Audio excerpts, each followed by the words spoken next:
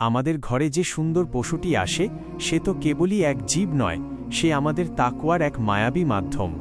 আল্লাহর দরবারে কুরবানি কবুল হওয়ার জন্য কিছু সুন্দর নিয়ম আছে যা আমাদের পরম যত্নে মেনে চলতে হয়। চলুন একটু মন দিয়ে শুনি কোনো পশুর বয়স কত হওয়া চাই। ১. মায়ার বাঁধনে বাঁধা পশুর বয়স। সব পশু তো আর এই ভালোবাসার গল্পে সামিল হতে পারে না। গৃহপালিত কিছু চতুষ্পদ জন্তু যাদের আমরা পরম মায়ায় বড় করি, তাদের বয়স হতে হবে ঠিক এমন। উট, যে উটটি মরুভূমির বুক চিরে আসে, তার বয়স অন্তত ৫ বছর পূর্ণ হতে হবে যেন সে এক চিলতে পরিপক্কতা পায়। গরু ও মহিষ, আমাদের চেনা জানা শান্ত স্বভাবের গরু বা মহিষের বয়স হতে হবে অন্তত ২ বছর পূর্ণ। ছাগল, ভেড়া ও দুম্বা আর ছোট ছোট ছাগল, ভেড়া বা দুম্বার বয়স হতে হবে অন্তত ১ বছর পূর্ণ। ২. ভেড়া ও দুম্বার এক মিষ্টি গল্প।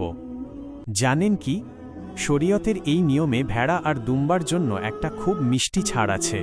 যদি কোনো দুম্বা বা ভেড়ার বয়স ৬ মাস পার হয়ে যায় কিন্তু সে দেখতে এতটাই হৃষ্টপুষ্ট আর সুন্দর হয় যে ১ বছরের এক ঝাঁক ভেড়ার মাঝে ছেড়ে দিলে তাকে চেনাই যায় না, তবে পরম করুণাময় আল্লাহ সেই ছোট্ট ভেড়াটি দিয়েই কুরবানি কবুল করে নেন।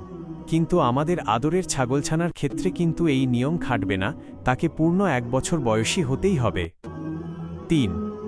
দাঁত দেখে বয়স চেনার সেই পুরনো রীতি। আমাদের দেশে কুরবানির হাটগুলোতে এক চেনা দৃশ্য দেখা যায়। অভিজ্ঞ মানুষেরা পরম মমতায় পশুর মুখটি খুলে তার দাঁত দেখেন। যখন গরুর নিচের পাটির সামনের দুটো দুধে দাঁত পড়ে গিয়ে বড় বড় সুন্দর দুটো স্থায়ী দাঁত ওঠে, তখন আমরা তাকে বলি দো দাঁতা।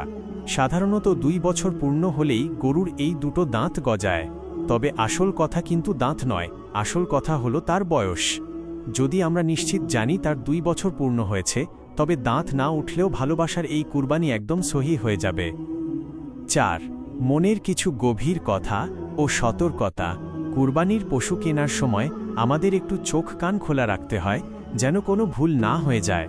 অজান্তেই ভুল হলে, যদি ভুল করে কম বয়সী কোনো পশু কেনা হয়ে যায়, তবে কিন্তু কুরবানি পূর্ণতা পায় না।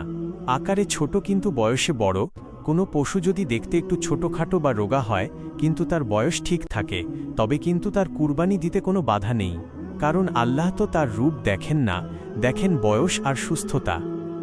৫. নিখুঁত এক উপহার। আমরা যখন কাউকে ভালোবেসে কোনো উপহার দিই, তখন কি তাতে কোনো খুঁত রাখি? আল্লাহর জন্য দেওয়া এই উপহারটিও হতে হবে একদম নিখুঁত। তাই যে পশুটি চোখে দেখতে পায় না, যার পা ভাঙা কিংবা যে ভীষণ অসুস্থ, তাকে আমরা এই পবিত্র উৎসবে সামিল করি না। আমরা খুঁজি এক সুস্থ, সুন্দর আর মায়াবী পশু। শেষ কথা, আসলে আল্লাহর কাছে তো পশুর রক্ত বা গোশত কিছুই পৌঁছায় না, পৌঁছায় কেবল আমাদের মনের গভীরে লুকিয়ে থাকা সেই ভালোবাসা, মায়া আর তাকওয়া। তাই আসুন সঠিক বয়সের একটি সুন্দর পশু পরম মায়ায় চয়ন করি এবং আল্লাহর সন্তুষ্টির উদ্দেশ্যে উৎসর্গ করি।